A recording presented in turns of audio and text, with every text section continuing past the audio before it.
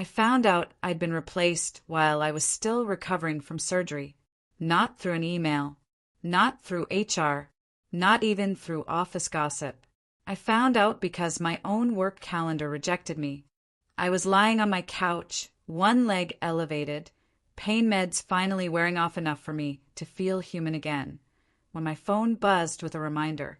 A recurring Monday meeting I'd scheduled years ago, the kind where I ran the agenda, assigned tasks, and made sure nothing exploded before the week even started.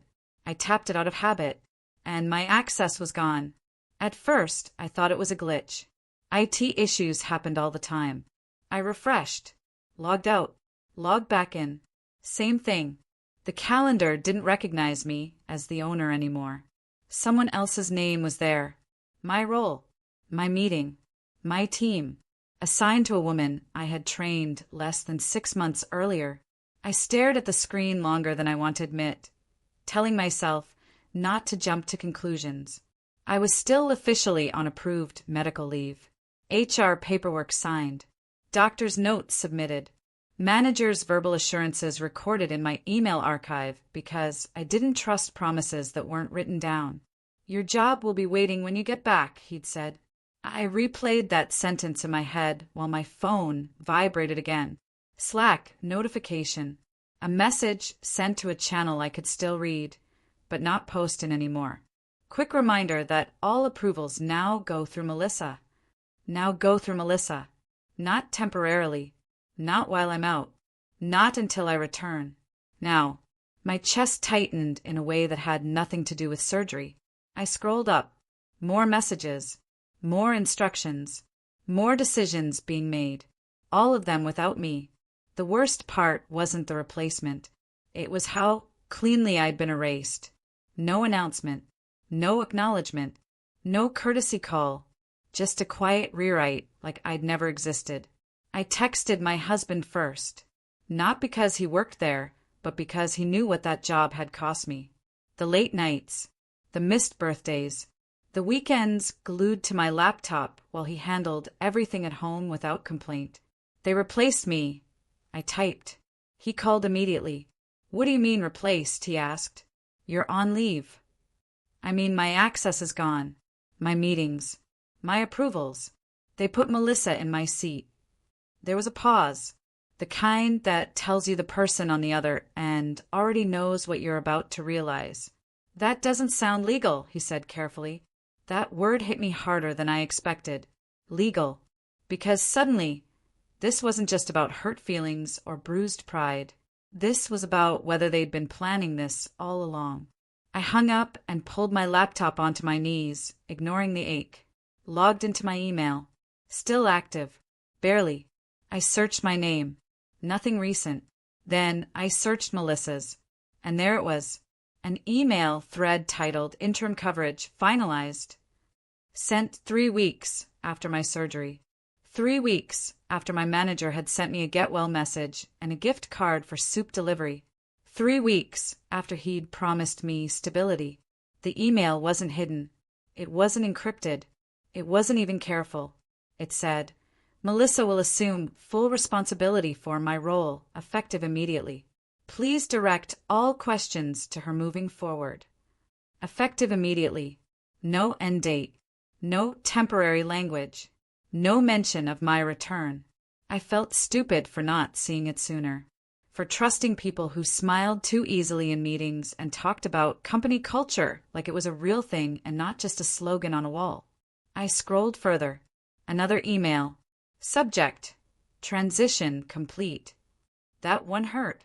Because transitions imply consent. Planning. Participation. I had been sedated when they transitioned me out of my own job. My phone buzzed again. A text this time.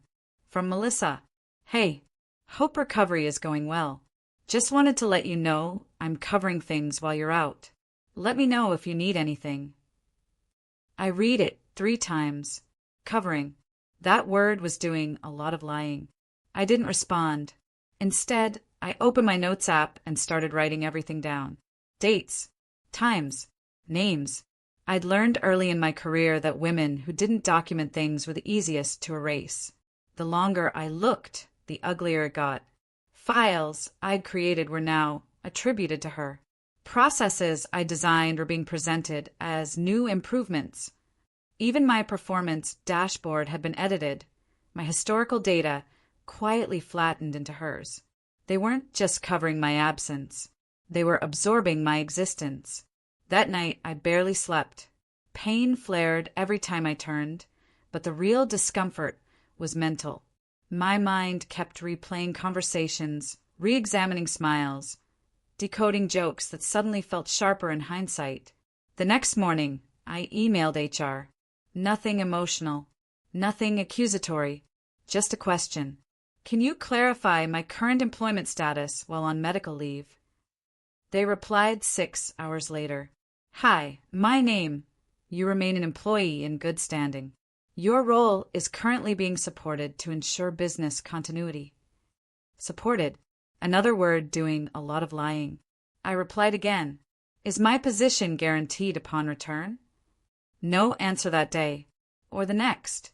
On the third day, my manager finally called. He sounded rushed, distracted, like I was an inconvenience. Hey, just wanted to check in, he said. How are you feeling? I'm recovering, I said, but I need clarity. Why was my role reassigned? It wasn't reassigned, he said quickly. It's just coverage. Then why does the documentation say effective immediately and final? Silence. Then, you're reading too much into internal wording. That's when something in me hardened, because I'd spent years being told I was reading too much into things that later turned out to be exactly what I thought they were. I want it in writing, I said, that my role will be mine when I return. Another pause. I can't promise anything, he said finally. We're evaluating needs. Evaluating needs. While I was on medical leave. While I was protected by policy they themselves had written. While my body was still healing. That night, my teenage daughter asked why I was crying in the kitchen. I hadn't even realized tears were falling. Work stuff, I told her. She frowned. Didn't they say they had your back? Kids remember promises adults hope they'll forget. I wiped my face and nodded. They did. She didn't look convinced. Over the next week, I watched my job continue without me in real time. Coworkers stopped reaching out. Decisions were made faster, sloppier. Mistakes crept in where precision used to be. And I knew something they didn't. They were standing on a foundation they didn't understand. Because I'd built it, and I still had the receipts. One afternoon, while organizing my recovery paperwork, I found a flash drive taped inside an old notebook. A habit I'd picked up after a previous company tried to pin a compliance failure on me years earlier. Backups, process logs, approval trails, everything, including emails where leadership had ignored my warnings about a system vulnerability they'd now assigned Melissa to manage. A vulnerability that hadn't gone away just because That was the moment I stopped feeling powerless. I wasn't angry yet. I was focused. Because if they wanted to pretend I'd never existed, I was about to remind them exactly why erasing me was a mistake.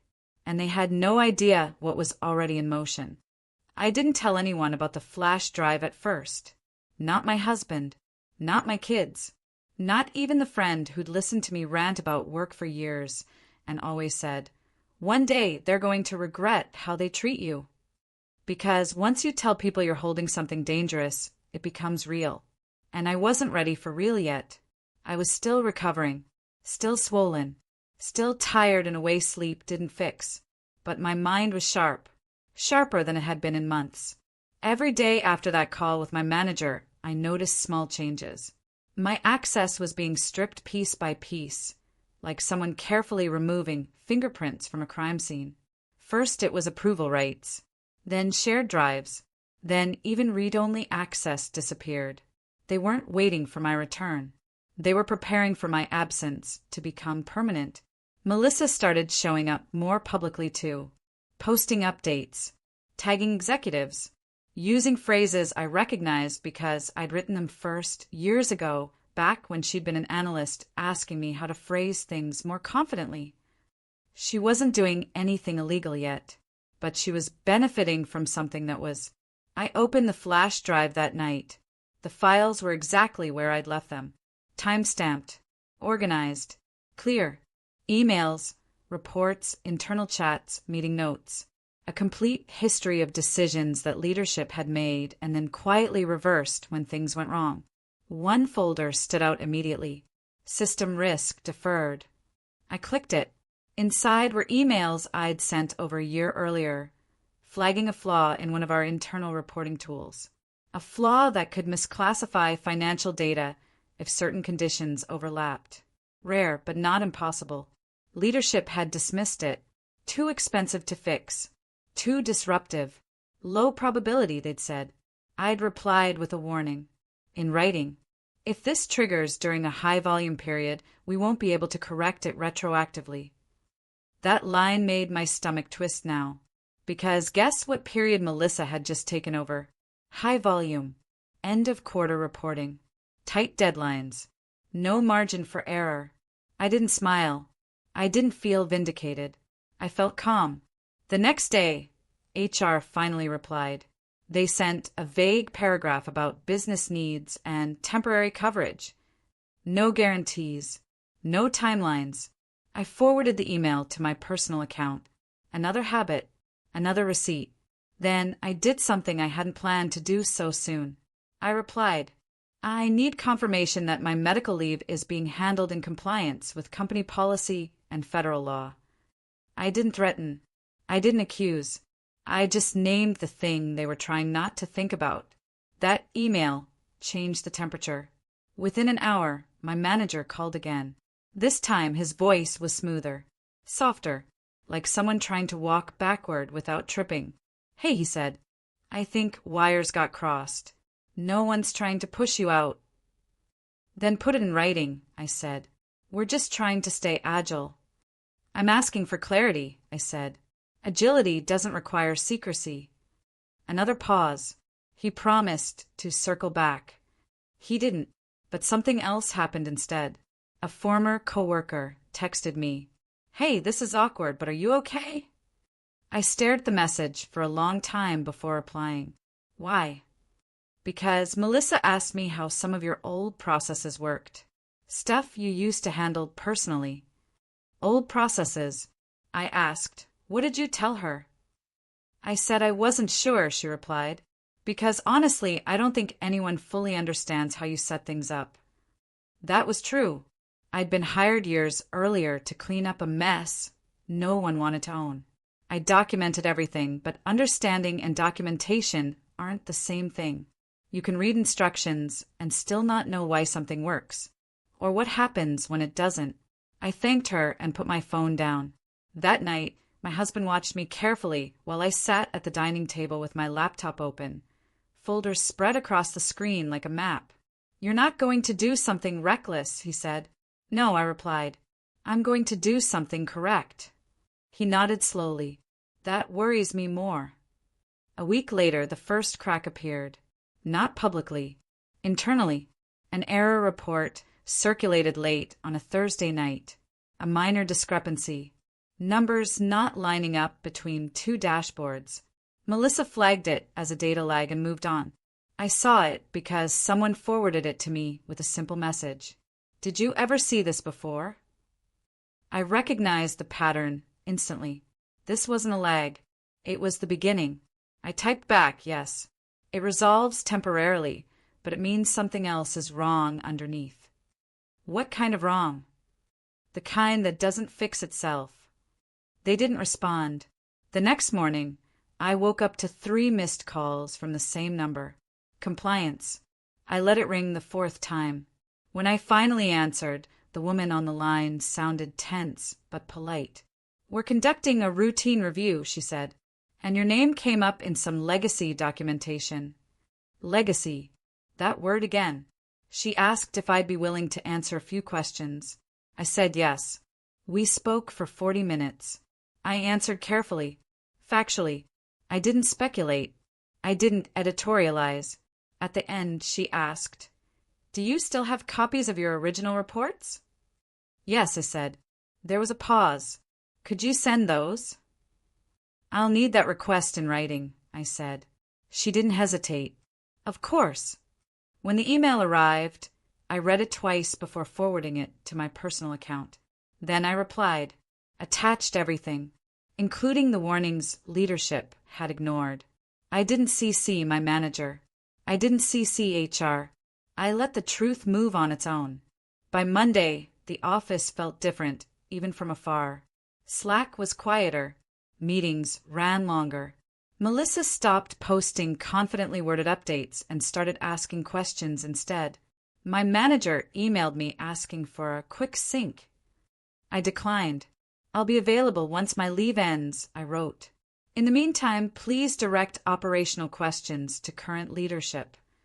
That line felt good. Petty? Maybe, but also accurate. That afternoon, my access to email was restored. Not fully, just enough. That wasn't a gift. That was fear. The compliance team followed up with more questions. Then legal joined the thread. Then someone higher up than my manager replied with, "Thank you for bringing this to our attention." I hadn't brought anything. I just stopped protecting them from themselves. By the end of the week, the error was no longer minor. Reports were wrong. Deadlines were missed. Clients started asking questions. And suddenly, the woman who had replaced me couldn't answer them because she'd inherited responsibility without understanding risk. Exactly like I'd warned. My manager called again that Friday. This time he didn't sound rushed. He sounded tired. "We need to talk," he said. "I'm on medical leave," I replied. "But you can email." He sighed. "We may have moved too quickly." That word again. May. I looked around my living room. My daughter doing homework. My son arguing with the dog. Life continuing, even as my professional world shook. "I warned you," I said quietly. "I know," he replied, "and we should have listened." I didn't say anything else, because the truth was already doing what I never could, and it wasn't done yet. By the time Monday morning came around, I wasn't just on leave anymore. I was a liability, not because I'd done anything wrong, but because I remembered too much, documented too well, and refused to quietly disappear. That's the thing companies don't tell you. They don't fear angry employees. They fear accurate ones. I woke up to an email from legal at 6:14 a.m. Subject line, clarification request. That alone told me everything. When legal gets involved before breakfast, someone didn't sleep. They wanted more context around the system risk emails. Specifically, why the issue had been labeled deferred instead of resolved. They wanted to know who had signed off. They wanted dates, attachments, follow-up communications. They wanted a timeline. I gave them one. Not a narrative, not an argument, a timeline. Because timelines don't have opinions. They just show patterns. I sent the email and closed my laptop. My hands were steady. My heart was not. I kept reminding myself that I wasn't doing anything wrong. I wasn't leaking secrets. I wasn't sabotaging anyone. I was answering questions. That afternoon, Melissa messaged me directly for the first time since that fake-friendly, "Hope recovery is going well" text. "Hey, can we talk?" I stared at the screen. Talk about what?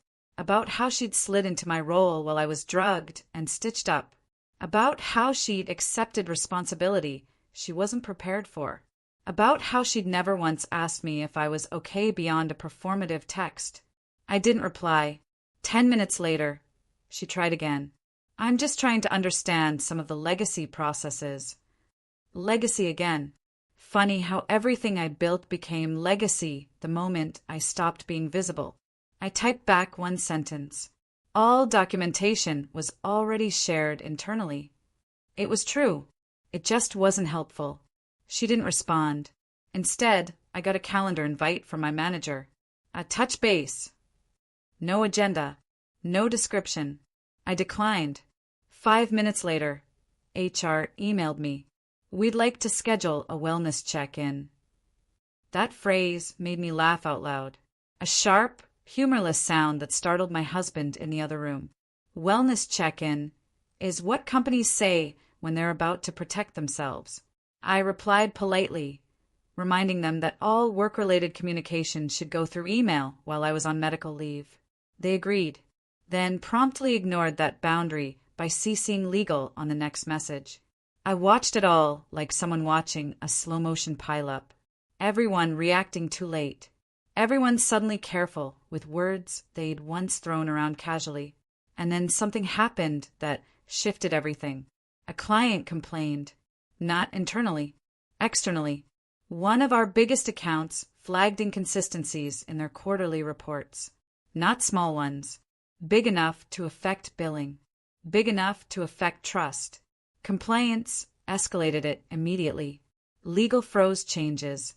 Executives got involved. And for the first time since my surgery, my phone didn't stop buzzing. Old coworkers asking if I was okay. Managers I barely knew asking if I was available. Someone from finance asking if I remember how this was supposed to work. I didn't respond to most of them, not because I was being dramatic, but because none of them had protected me when it mattered. By Wednesday, the narrative had shifted. It wasn't Melissa is covering while she's out. It was, we may need her expertise. Expertise, another word that only appeared once things broke. That afternoon, my manager finally sent something in writing. Upon your return, we'll need to discuss role alignment. Role alignment. I forwarded it to legal with a single question. Can you clarify what this means in the context of protected medical leave? That email didn't get a quick response, but it did get attention, because the next morning I received a call from someone 2 levels above my manager, a man I'd met once in passing. He'd shaken my hand and forgotten my name. Now he knew it. We appreciate your contributions, he said carefully. We want to resolve this amicably. Amicably is what people say when they realize the other person has leverage. I want my job protected, I replied. And I want accountability for decisions made while I was out. He cleared his throat. Let's not jump to conclusions. I almost laughed. Conclusions have already been reached, I said. I just wasn't included. There was silence on the line. Then he said something that told me exactly how they saw me. We assumed you wouldn't want the stress upon returning. Assumed. They assumed my absence meant my ambition had disappeared, that my health scare had made me smaller, easier to sideline. They assumed wrong. That night, my daughter asked if I was going back to work soon. I don't know, I said honestly. She tilted her head. Do you want to? I thought about it, about the years I'd given, about the way they'd erased me in weeks, about the people who were suddenly polite because something had gone wrong. I want fairness, I said, whatever that looks like. She nodded like she understood more than I expected. The next day, compliance sent a company-wide notice, not naming names, not assigning blame, just announcing a review. That single email did more damage than anything I could have said. People talk when reviews happen. They remember conversations. They reevaluate decisions. They start protecting themselves. And that's when the messages started changing tone.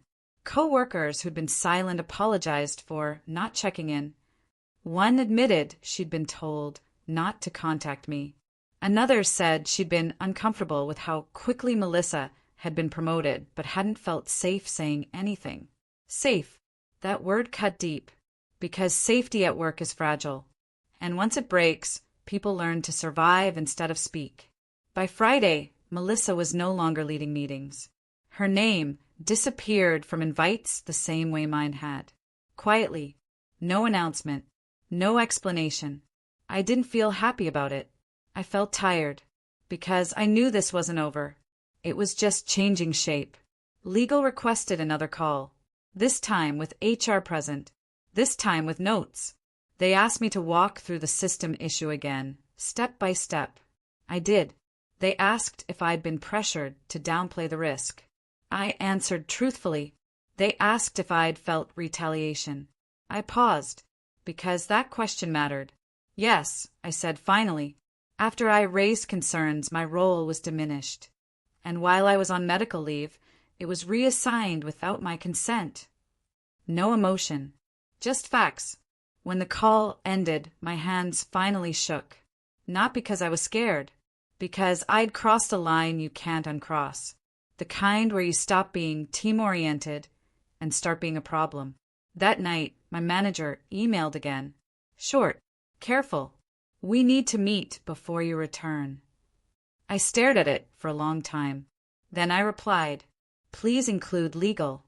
He didn't respond, but 2 hours later, HR sent a formal meeting invite.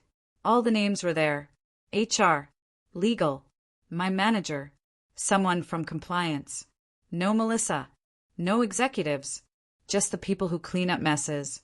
I closed my laptop and leaned back, feeling the weight of it all settle into my bones. They hadn't fired me. They hadn't apologized. They hadn't fixed anything yet. But they couldn't ignore me anymore. And the truth was, I wasn't sure what they were going to offer.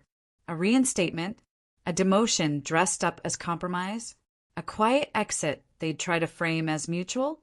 All I knew was this. They replaced me while I was vulnerable. And now they were about to find out what happens when the person who knows where everything is buried stops protecting them.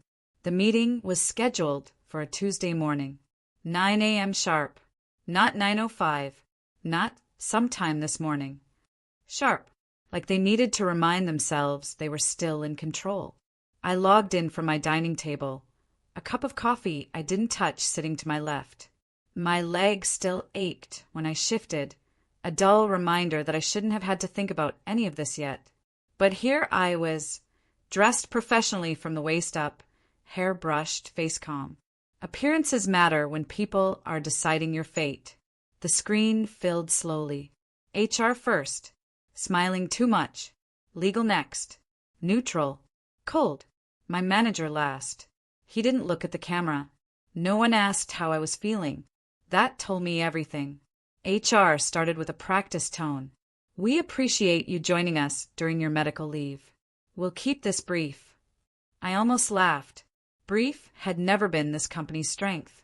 They talked about miscommunication, about operational pressure, about unintended consequences. A lot of passive language, very little ownership. Then legal took over. We'd like to clarify a few points regarding the system issue you previously raised. I answered, calmly, precisely, dates, emails, decisions, no opinions. They asked about the approval chain. I explained it. They asked why Melissa might not have been aware of the risk. I told them the truth. She wasn't included in the original discussions because she wasn't in the role. That sentence hung in the air. My manager shifted in his chair. Legal nodded slowly. Then HR asked the question they'd been dancing around. When did you become aware that your responsibilities had been reassigned? I didn't hesitate. While I was recovering from surgery, through system access changes, HR's smile tightened. And how did that make you feel? There it was. The trap. They wanted emotion. Something they could label as subjective. Something they could reframe as perception. I didn't give it to them. It raised concerns about compliance with medical leave policy, I said, and about retaliation related to prior risk disclosures. Legal's pen stopped moving. My manager finally looked up. HR cleared her throat. We don't believe there was any intent to retaliate. I didn't say there was, I replied. I said that was the outcome. Silence. Then legal spoke again. At this time, we're evaluating next steps. I leaned back slightly. So am I. That changed the energy. They weren't used to employees evaluating them. HR jumped in. We want to ensure a smooth return for you. Then put it in writing, I said. My role, my responsibilities, and assurance that my medical leave did not negatively impact my standing. My manager looked uncomfortable now. We're still assessing team structure. Then we're done here, I said. HR blinked. Excuse me. I'm on protected leave, I said evenly. If you're not prepared to make commitments, there's nothing more to discuss. I clicked leave meeting before anyone could respond. My heart pounded after, not because I'd been rude, but because I'd asserted something I'd spent years avoiding. Boundaries. The fallout was immediate. Within an hour, I received an email from legal. They wanted another meeting, this time with documentation prepared. I didn't reply. Instead, I forwarded the email to my personal account and closed my laptop. That afternoon, something unexpected happened. Melissa resigned. Not publicly, not dramatically, quietly. I found out through a coworker who texted me, she's gone. Just that. No explanation. No goodbye message. Just gone. I felt a strange mix of relief and sadness, because while she'd benefited from my displacement, she'd also been thrown into a role without support and left to absorb the consequences alone. That's how companies work sometimes. They create competition where there shouldn't be any.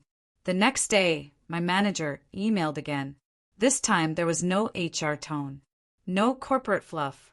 I messed up, he wrote. We should have handled this differently. I stared at the screen for a long time.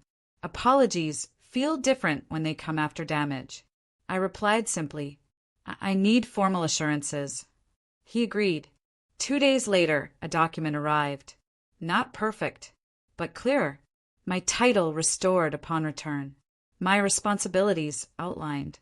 No mention of role alignment. No demotion hidden behind language. But something was missing. Accountability. I replied with one question. What steps are being taken to address the decisions made during my leave? Legal answered this time. There is an ongoing internal review. Translation. We can't promise consequences, but we're nervous. By the end of the week, I felt something shift inside me. Not victory, not closure, awareness. I saw the company differently now, the people differently, myself differently. I wasn't indispensable, but I wasn't invisible either, and that scared them. That weekend, my son asked if I was angry. I don't know, I admitted. I think I'm awake. He shrugged like that made sense, because sometimes awareness is louder than anger. Monday came, the date I was scheduled to return. I logged in early. My access was fully restored. My name was back on documents. My calendar invites reappeared. It looked like nothing had happened, but everything had, because people spoke differently now, carefully, watching reactions, measuring words. Trust doesn't break loudly. It erodes. And as I stepped back into meetings, answering questions, guiding decisions, I realized something unsettling. They didn't replace me because I was weak. They replaced me because they thought I wouldn't fight. They were wrong. But the story wasn't over. Because when systems break, they don't just reveal technical flaws. They reveal people. And not everyone involved was as clean as they pretended. Coming back felt like walking into a house after a fire. The walls were still standing. The furniture was mostly in place, but everything smelled different. Burnt, fragile, like one wrong step would make the floor give way. People greeted me politely, too politely, smiles that didn't reach their eyes, voices slightly higher than normal, conversations stopping when I joined a call, then restarting with safer topics. No one mentioned Melissa. No one mentioned my leave. No one mentioned the review. That silence was intentional, because silence is how companies pretend problems solve themselves. By midweek, I noticed something else. Decisions that used to be quick were now slow. Everything required alignment. Emails were carefully worded. People CC'd legal on things that had nothing to do with risk. Fear had entered the room. And fear changes behavior.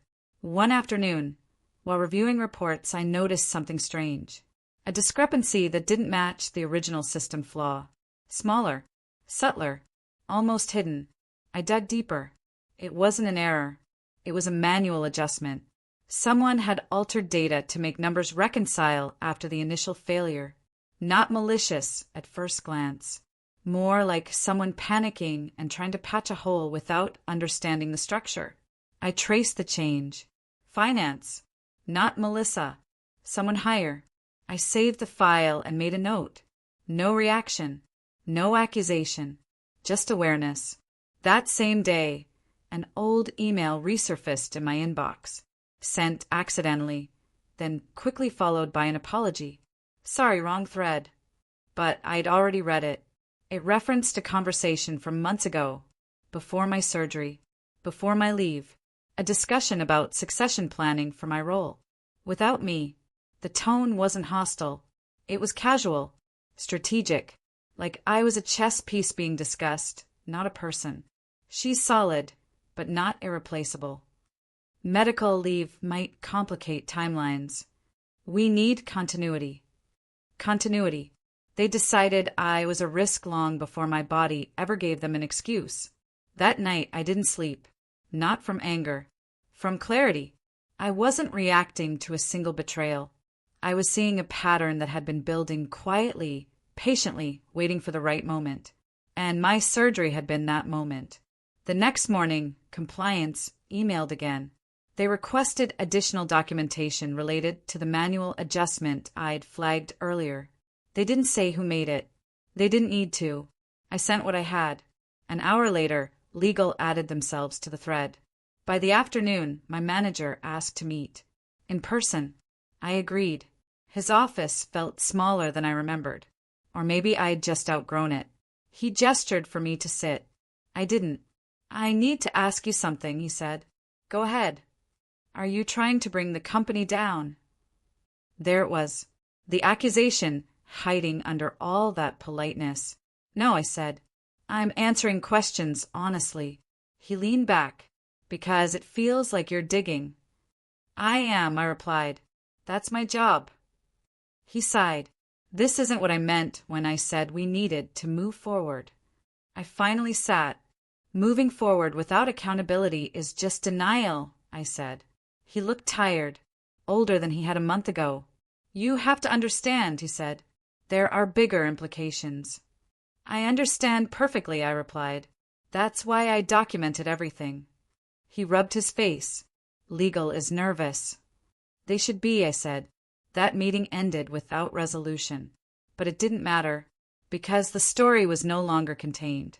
Whispers started circulating. About the review. About the data adjustment. About who knew what and when. People protect themselves when they sense consequences coming. And that's when alliances fracture. A colleague I'd trusted for years pulled me aside. I need to tell you something, she said quietly. I listened. She told me about a meeting I'd never been invited to.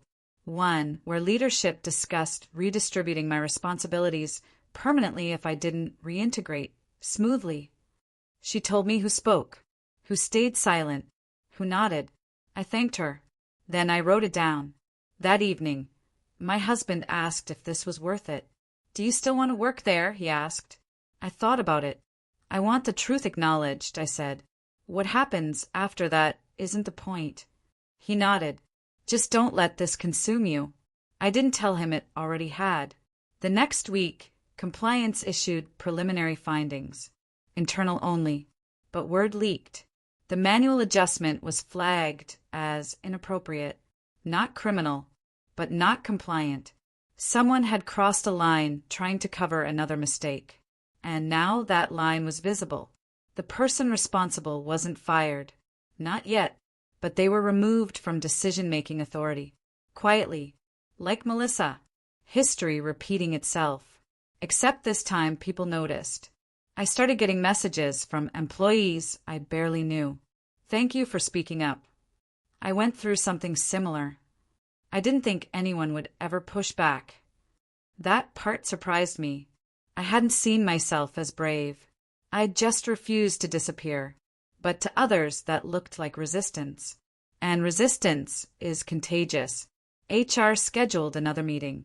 This one felt different. Less control. More caution. They spoke about learning opportunities. about process improvements. Then they asked me something unexpected. What would make you feel safe here? Safe. I took a breath. Transparency, I said, and the assurance that medical leave won't be used as a career risk. They nodded, took notes. But safety isn't something you promise. It's something you prove. A few days later, a company-wide policy update went out. Clearer language around leave protections, approval processes tightened, escalation paths documented. No apology, no acknowledgement of why it happened. But the system had shifted, and everyone knew why. My manager avoided me now. Not hostile, just distant, like someone who knows they misjudged you and doesn't know how to fix it. One afternoon, I overheard 2 coworkers talking. She didn't back down. I wouldn't have either. I kept walking, because this wasn't about winning. It was about refusing to lose quietly. But the final consequence hadn't landed yet, because accountability at that level never comes all at once. It comes in waves, and the next one was already forming. The wave didn't hit all at once. It crept in, subtle changes at first, a canceled meeting here, a delayed decision there. People who used to speak confidently now hedging every sentence like they were afraid of tripping over the wrong word. Leadership stopped improvising. That alone told me everything. Because when leaders stop improvising, it means they've realized someone is watching closely. The first real crack showed up in an all-hands meeting. I wasn't even supposed to attend. It was marked optional for my department, but someone forwarded the invite to me with a single line. You might want to hear this. I logged in quietly.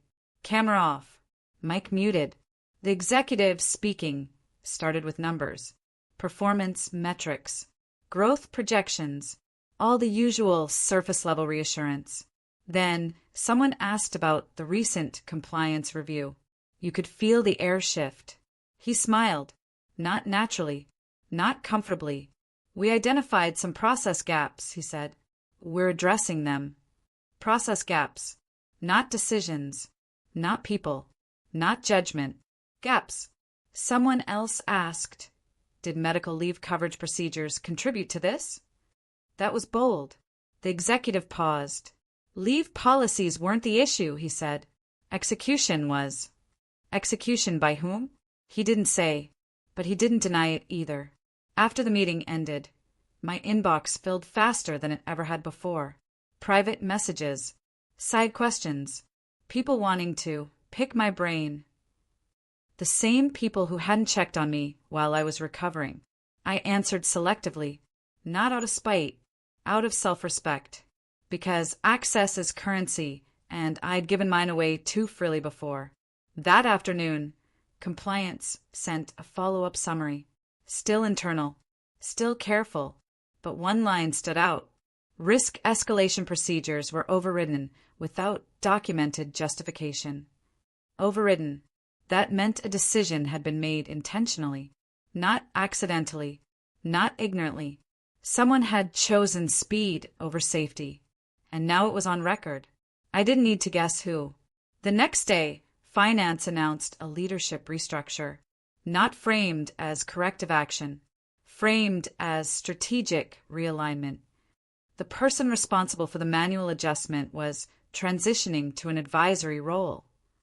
No longer making calls, no longer approving changes, still employed, still protected, but sidelined. That's how accountability works when the person is valuable enough. You don't punish them, you contain them. People noticed, and once people notice, trust doesn't just erode. It collapses. Meetings became tense. No one wanted to be the one to push a risky decision. Everyone wanted something in writing. I watched my manager struggle with this shift. He'd built his authority on decisiveness, on quick calls, on confidence. Now every decision came with hesitation. He scheduled another one-on-one with me. I didn't expect things to spiral like this, he admitted. I studied him for a moment. I warned you, I said. Not unkindly, just honestly. He nodded. I know. That was the first time he'd said it without defensiveness. I thought replacing you temporarily would stabilize things, he continued. Instead, it exposed how much was built around you. That wasn't a compliment.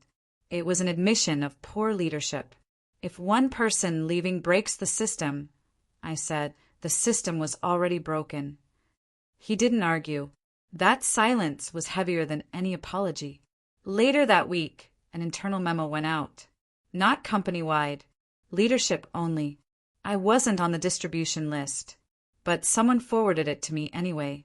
It discussed succession planning failures, knowledge silos, over-reliance on undocumented judgment, everything they'd ignored when I'd raised concerns. Seeing it written down felt strange, like watching someone else finally tell your story, but only after it was safe for them to do so. My name wasn't mentioned, but my absence was. That's when it hit me. They hadn't just replaced me. They'd underestimated the cost, not just operationally, culturally, because when people saw how easily I'd been sidelined during medical leave, something fundamental broke. Employees stopped believing the company would protect them when they were vulnerable. And once that belief is gone, loyalty becomes transactional. You do your job, nothing more, nothing extra. The energy shifted. People stopped volunteering ideas, stopped staying late, stopped caring about long-term outcomes. Why invest when you're replaceable the moment life happens? HR noticed too.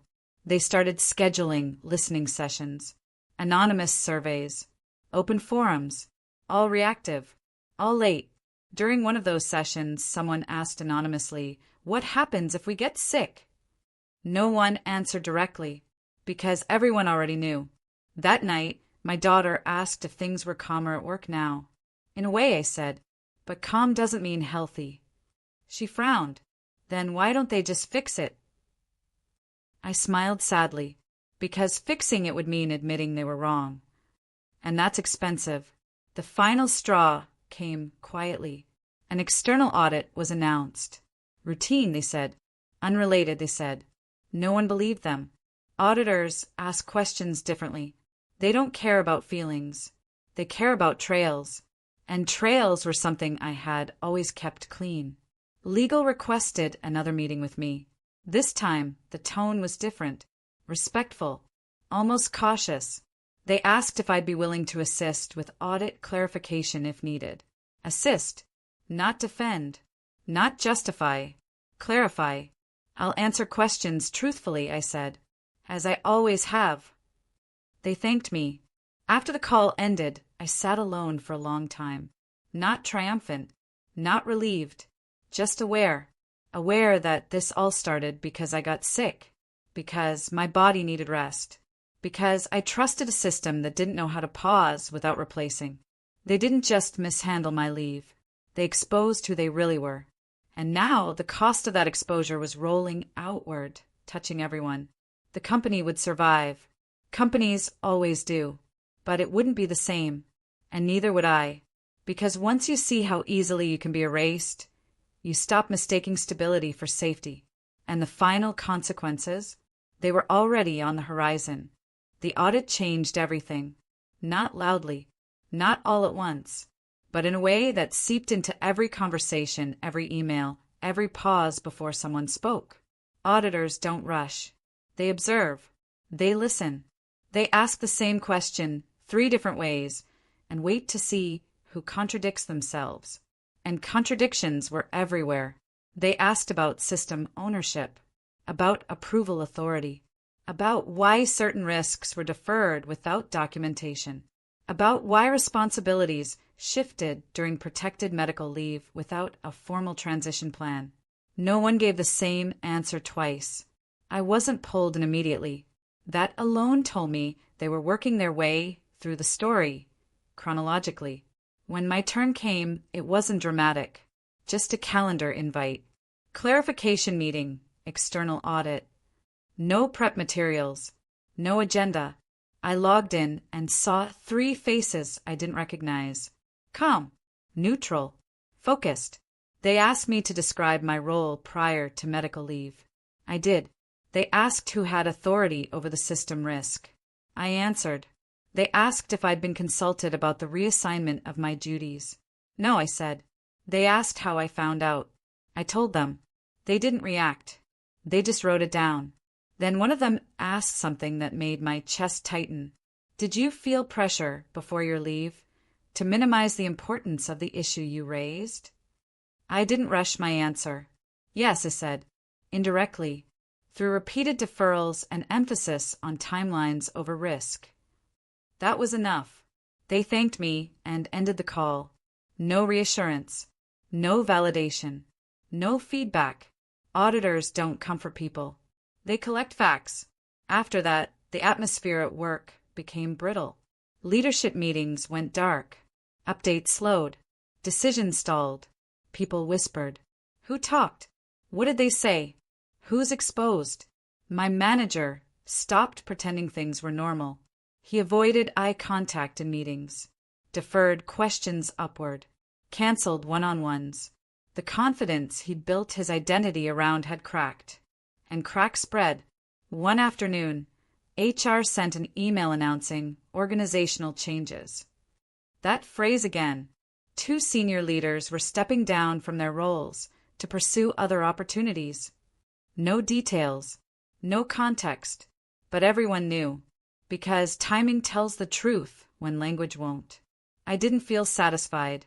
I felt hollow, because accountability that comes dressed as opportunity still leaves a bad taste. That night, my husband asked if I felt vindicated. No, I said. I feel seen. Finally. He nodded slowly. That's not the same thing.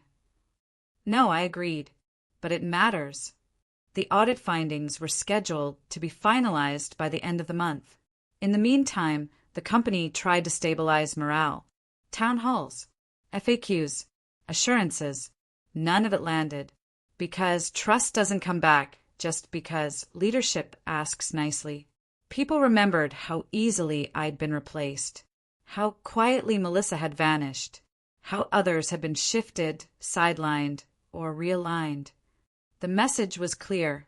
You are valuable until you aren't.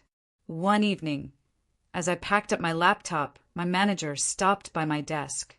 He looked uncomfortable, vulnerable in a way I hadn't seen before. I should have protected you, he said. I believed him. But belief doesn't undo impact. I needed you to, I replied. He swallowed. I know. That was it. No speech. No redemption arc. Just the truth sitting between us. A few days later, the audit report was summarized internally. Not shared in full. Never shared in full. But the conclusions made their way around. Failure to follow leave protection protocols. Inadequate documentation of risk decisions. Improper reassignment of duties during protected absence. Cultural pressure discouraging escalation. Cultural pressure. That phrase mattered because it meant the problem wasn't just one person. It was the environment. Corrective actions were announced. Mandatory training. Policy revisions. Leadership accountability measures. My role was never questioned again. Not because I'd won, but because they were afraid to touch it. That fear followed me. In meetings. In emails. In the careful way people now asked for my input. I had leverage now. And leverage changes how people treat you. But it also isolates you. Some colleagues pulled away. Others attached themselves too closely. Both felt wrong. One afternoon, my daughter asked if I was proud of myself. I don't know, I said honestly. I did what I had to. She smiled. That's usually enough. As the dust settled, something became clear. The company would move on. Leadership would reshuffle. Processes would be rewritten. But the story would stay, passed quietly between employees, referenced carefully, used as a warning. Not about systems, about what happens when you underestimate someone because they're temporarily vulnerable. And the final part? That came not from leadership, but from me, because after everything that happened, I had to decide something important. Not about my job, about my boundaries, and whether staying silent going forward would make me complicit. After the audit closed, everything slowed down, not in a peaceful way, in a cautious way, like the company had learned how to hold its breath and decided never to exhale again. Processes were tighter, language was safer, decisions were documented within an inch of their lives. On paper, it looked like progress. In reality, it felt like fear wearing a suit. No one replaced the leaders who stepped down right away. Interim titles appeared instead. Acting. Temporary. Transition. Funny how temporary only seems to exist when it protects the company. I went back to doing my job fully, but it wasn't the same job anymore. Not because my responsibilities had changed, but because my awareness had. I saw hesitation where confidence used to be. I saw compliance where creativity used to live. I saw people protecting themselves instead of building something together. And I understood why. Because once people see how easily someone can be sidelined during their weakest moment, they stop trusting the system to catch them if they fall. I became careful too. Not withdrawn. Not bitter. Just precise. I stopped volunteering unpaid labor. Stopped absorbing other people's emergencies. Stopped smoothing over leadership mistakes to keep things moving. I did my job. Well. Cleanly. With boundaries. And that unsettled them more than my anger ever could have. HR checked in a few times after the audit closed. Not formally. Casually. Like they were trying to gauge whether I was still a risk. I was polite. Professional. Unemotional. Which made them nervous. Because companies know how to handle loud employees. They don't know what to do with calm ones who remember everything. One afternoon, I was asked to contribute to a new policy draft about medical leave transitions. I read it carefully. It was thorough. It was protective. It was exactly what I'd needed months earlier. I added comments. Not aggressive. Not accusatory. Just precise. Language matters when people's livelihoods are involved. When the final version went out company-wide, my name wasn't on it. But my fingerprints were. That was enough. Melissa never reached out again. I heard through someone else that she'd landed somewhere new. That she'd been honest about what happened. That she'd learned a hard lesson too. I didn't feel resentment anymore. I felt distance. Because this wasn't about her. It never really was.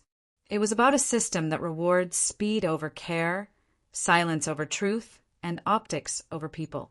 And about what happens when that system meets someone who refuses to disappear quietly. My manager eventually moved teams.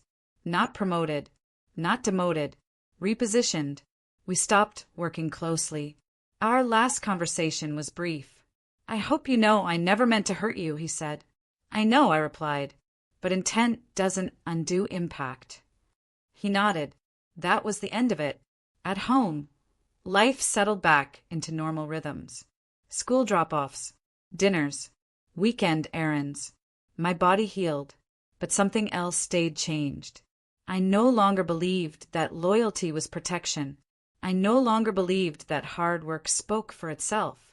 And I no longer believed that silence kept the peace. What keeps the peace is accountability. What keeps people safe is documentation. And what keeps systems honest is refusing to carry their lies for them. They replaced me while I was on medical leave. They thought the story would end there. Instead, the truth surfaced. Not because I screamed. Not because I threatened. Not because I destroyed anything. But because I stayed factual when they expected me to be emotional. Because I remembered when they hoped I wouldn't. Because I refused to vanish when disappearing would have been easier. And maybe the most unsettling part for them was this. I didn't leave. I didn't explode. I didn't make it dramatic. I stayed. And I watched. So now I want to ask you something. If you were in my position, would you have stayed quiet just to keep the peace? Would you have let yourself be replaced simply because it was easier for everyone else? Or would you have done what I did and let the truth surface, even when it made the room uncomfortable? Because the truth is, systems don't change when people disappear. They change when the wrong silence finally breaks, what would you have done? And please don't forget to like and subscribe.